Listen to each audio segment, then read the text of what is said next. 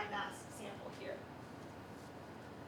So, Anshu, who's much smarter than me, trying to figure this stuff out, went into Illustris, and she'd been already working with the Illustris team for her PhD work, which was on galaxy clusters. And so we wanted to try to figure out, well, what's driving this change in the integrated velocity dispersion? Like, what is this actually telling us? Is it telling us anything useful? And so she pulled out with our IllustrisTNG collaborators the TNG 100, or sorry, redshift 2 and 3. And so I can't believe I'm explaining this to you guys because you totally schooled me on this. But yeah, so the point is that these are at redshift 2 and 3, and they look fairly similar, okay? And we're just drawing a line and comparing things, and everything looks fine. And then, of course, we do a terrible thing, and that's actually add data to it. And this is what we see. And there's a scatter plot, but for the most part, the point of this is that this is the scatter. Once again, I'm just going to focus on this bit here, this side, just ignore that side. Is fairly consistent with predictions from Illustris. So we're like, okay, well, it's nominally the same, so hopefully we can use IllustrisTNG to actually figure out what's going on. And so with Illustris, you can. Oh, man. I knew, I was just like, oh. Yes? A couple of outliers, like oh, this one in here? Yeah, these in here. Yeah. I mean, I think when you look. Coming from cosmic areas, like something like that, or? I just want to point out the large error bars that we have. These are our error bars. So, I mean, we're doing the best we can, right? I guess that's just wait until the end before you completely rip this apart. But yeah, I mean, I was yes, there are outliers. It's hard to capture all emotions, and you know, that's based on other. Yeah, I think it's just interesting if like most of the points agree and some don't. You understand like Oh, what's happening there. Yeah, it's just. Did I mention the stuff at redshift 3 is really hard? I mean, these things are barely resolved with HSC imaging. We're trying to. Yeah, I could tell you over beer how poorly we're able, or in the sense that we're doing the best we can, but we obviously know that we can and will do better, in particular with the next generation of observatories and instruments. But physics tells us that dynamical mass must be bigger than the stellar mass, right? So everything below 2 being equal is not physical. Yeah. So where is this line? Because basically you're assuming that you're measuring this bit, at least observationally, that you're measuring this bit and this bit. Where is the line where the two are equal? I believe The dotted line? Yeah. So everything below that is not physical. But as Erica Well, mentioned, sure. if you see a face-on spiral galaxy, Yeah. you're not seeing the rotational motion. Okay, so that's an error bar. Until it push you down. Yeah. Where's things? Yes. Yeah. If So they're not resolved, you can't correct. yeah, you can't. I mean, if this looks like this, it could be an elliptical or a face-on disk, right? Sure. And things are messy, by the way, above redshift. Well, at all redshifts, but in particular above redshift 2. So I guess my point is that I have, we do the best we can, but I fully acknowledge that we're not able to robustly capture all of the information from our observations alone. Right, so the saying goes is that an observer never believes her results. So where do the dynamical masses come from the models? So that from the models, I think they just pulled directly from the models. I'd have to check the table. It is a stellar mass? It's a stellar mass is also pulled. But no, I mean the dynamical mass is not measured in the model from a gas Correct. emission line. Right. It is measured from So the comparison is not exact anyway. There's also that. Yes.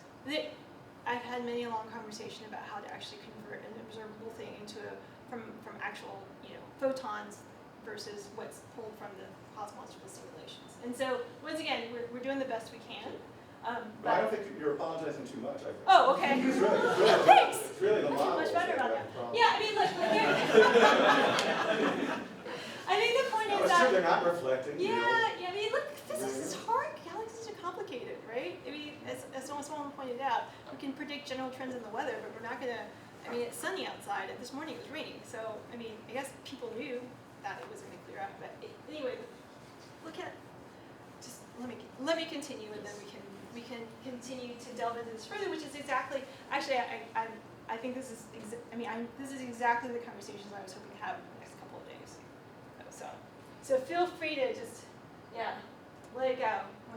when I get to the end of this talk.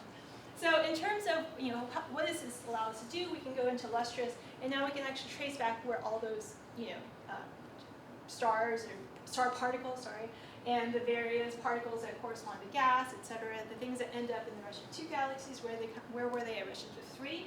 And so what Anshi did is that for the low mass object, what's called, I think this is terrible, and I would love to have another name for this, but she calls it NC2 versus XC2, and I think this is also something from the simulators, correct me if I'm wrong, but essentially, where are the new stars forming? Or sorry, where are the new stars coming from? So between redshift 3 and 2. And so for the low mass galaxies, that ratio between NC2 and XC2 seems fairly flat with some scatter. But then if you look at the high mass galaxies at redshift 3 down to redshift 2, there's an increase. And this is something that Illustris actually had already published. I think one of the postdocs, Vicente, had looked into it. But the point is that there seems to be that the stars, as the massive galaxies at redshift 3, their new stars are not forming from, say, gas that was already there and then just being converted into stars. It's actually stars that were parts of other things before and then got accreted onto the galaxy. And so we looked into this a bit more by looking at the star formation histories and the things that, what you should take away from this, from the star formation history. So this is look back time, so this is most recent time then, and this is the farthest back in time, and star formation rate versus stellar mass. So for low mass galaxies, their star formation rates are rising, which means that they're making new stars, presumably from the gas that's inside them already. And then for the high mass galaxies, it's fairly flat. So they're not making new stars, but somehow they're growing. So if they're growing and they're not actually making, their star formation rates aren't increasing, then they have to get those stars from somewhere else, and it's likely from accretion. Yeah. Oh, no, your section. Okay. Good. All right, and so just to kind of summarize here, hopefully, our survey, which is now well underway. The next thing we're going to be looking at are winds with the KMOS data from BLT. But hopefully I've shown you that we do have a population of emergent galaxies, very strong emission galaxies at high redshift. That population seems to be increasing. We have now been able to get spectroscopic confirmation showing that these things really are at high redshift. And they really do have very, very high equivalent widths. So these are extreme objects that definitely are very rare in the local universe, but seem to be more common at high redshift. And we can now start looking at the scaling relations in terms of where they lie on this relative to the star forming main sequence, for example. And then with Anshu's work here, in integrating with IllustrisTNG, really using the simulations to try to understand our observation in terms of how we can build up that photo album, that picture book, by looking at different snapshots to see where the stars are coming from as these galaxies grow. And with that, I just wanted to say that if you do have questions, I'll ask Anshu. She's done a fantastic job of integrating the observations with the simulations. And lastly, I just wanted to thank the observatories. Our work would not be possible without all of the legacy work that's been done by so many members of our community, past and present. And in particular, we went through with ZFOURGE with the Magellan telescope to get the near-infrared imaging, but it would not have had much leverage without all the multi-wavelength imaging that was already available from these multiple observatories, from the UV all the way to the far infrared.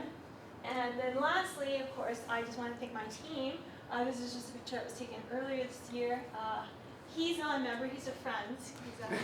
But he was there for my group meeting that day. And yeah, so thank you for your attention.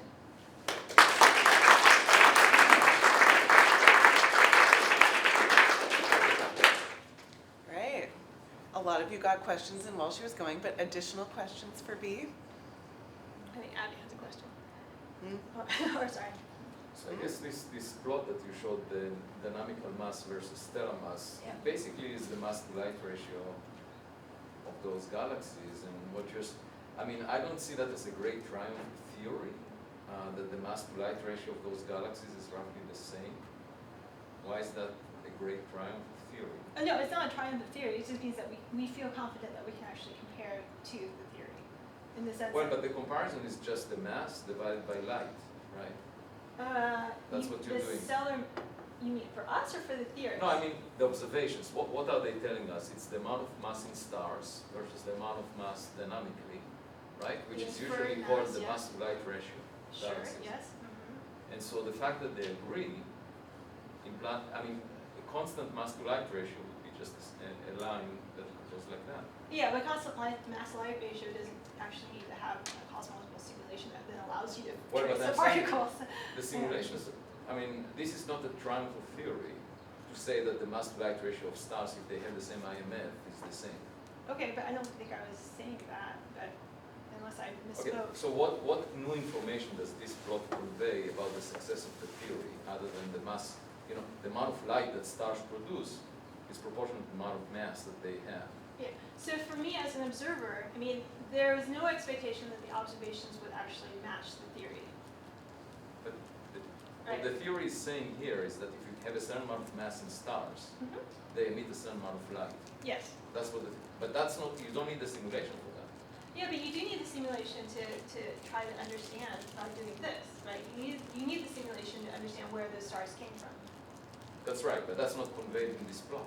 No, that was just sort of you mean this part or the previous The one? previous plot is not conveying any information about the assembly history of the galaxy. No, that previous plot was just so for me to say, okay, well, yes, we should go ahead and compare to IllustrisTNG and actually try to do something useful with the information in terms of tracing the particles back. My only point is that you could have derived this previous plot on the back of an envelope without the TNG. Yeah. Because you don't know the stellar mass to total mass ratio. Well, the only